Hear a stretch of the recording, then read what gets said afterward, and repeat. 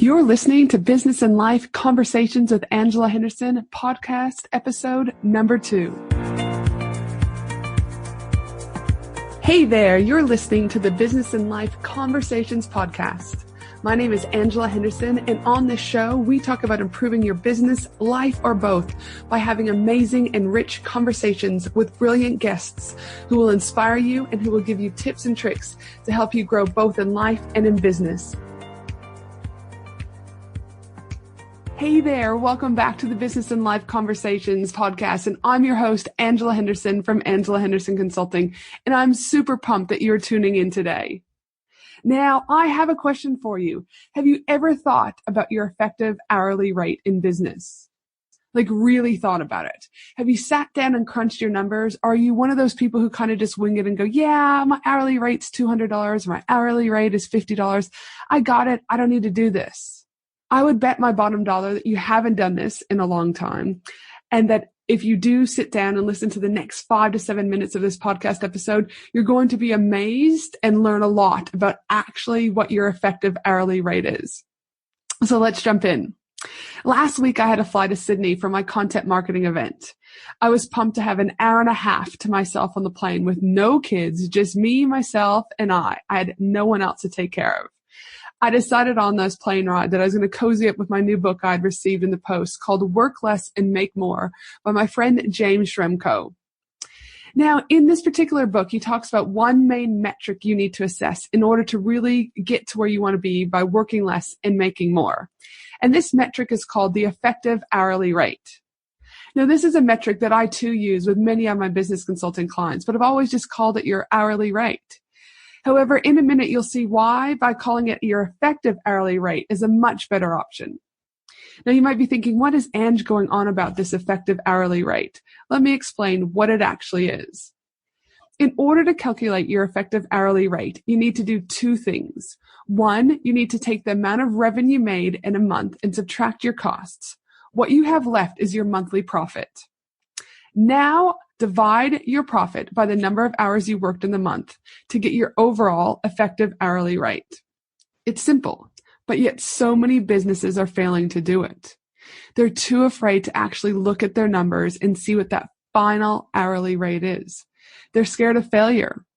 Some people are also scared of making too much money and not knowing what to do with it. It's another type of block.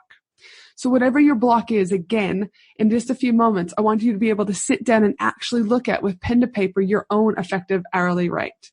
But before we do that, let me give you some examples of how some of my clients have worked out their effective hourly rate.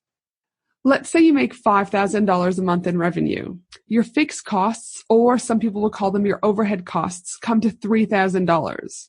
That means your profit for this particular month is $2,000. However, most people in a regular 9-to-5 job would work 40 hours a week. And let's face it, as entrepreneurs who are driven, creative, and wanting big things, we probably work more on average to 200 hours a month. So in this instance, the profit was $2,000.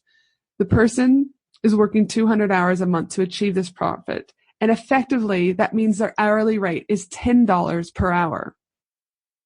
Another example is a client of mine sells items at a local market. She was so excited by her last market that she emailed me to tell me the news. Angela, the market was great today. I made $1,500. Can you believe it?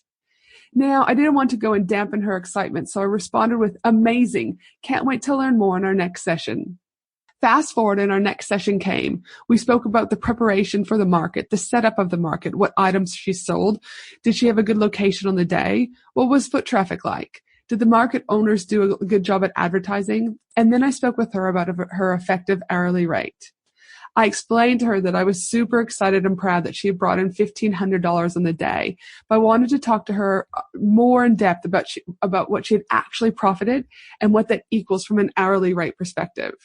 So her revenue for the market was $1,500, but her cost for the market was $200 for the stall fee, $60 for her worker that was there for a couple of hours, $600 was a cost in regards to her product that she was selling, and $75 for the stall setup costs. Her total expenses worked out to $935, leaving her with $565 worth of profit.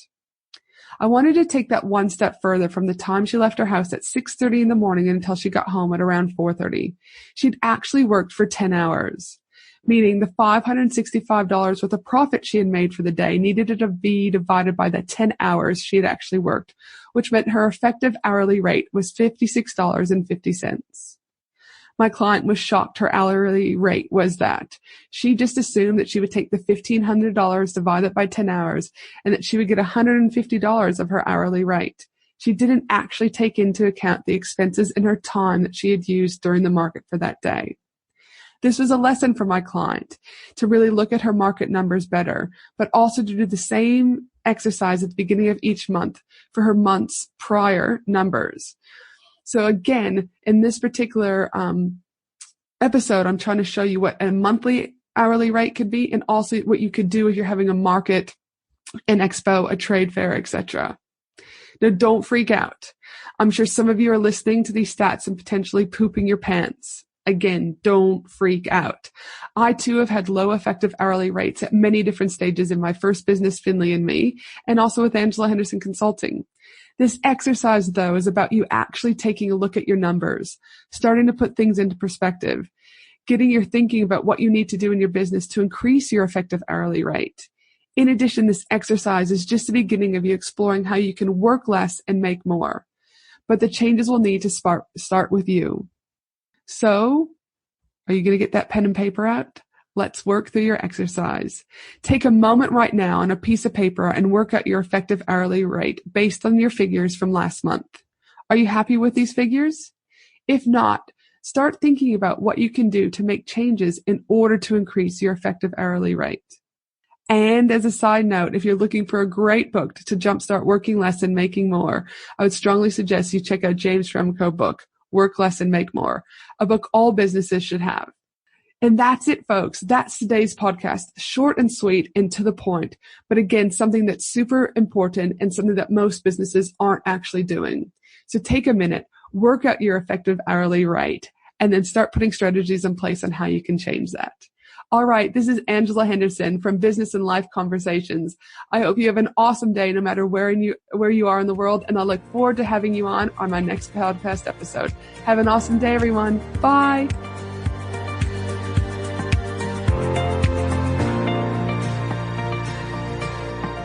Thanks for listening to the Business and Life Conversations podcast with Angela Henderson.